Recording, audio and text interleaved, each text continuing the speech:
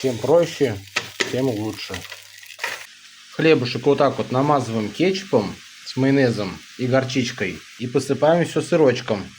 Дымит она, конечно, знатно, но красота, ребят. Пришлось балкон открыть, и вот у жены взял вот такие вот прикольные тапочки. Классулечки. Красотулечку нашу вот убрали мяско. Вот выкладываем лучок теперь. Хорошенечко поджариваем. И сверху чуть-чуть посолим. Вкладываю 2 кусочка нашего с вами хлебушка такого. Вот они, получается, с сырочком сверху. И печем. Ребят, в общем, получилась вот такая вот у нас с вами история красивая. Сейчас мы что делаем?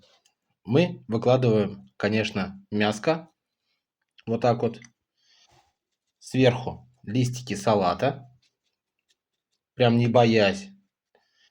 И помидорочки. Вот так вот прям. Слегонцулечки немножечко. И другим вот кусочком хлебушка мы закрываем.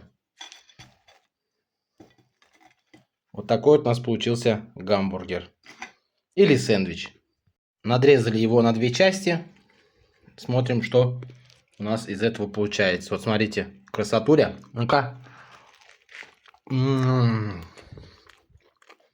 Ребятки, простите. Обратно раскрываем. И лучок сюда прям вот так вкладываем. А вот теперь вот этот сэндвич, ребят. Ну-ка.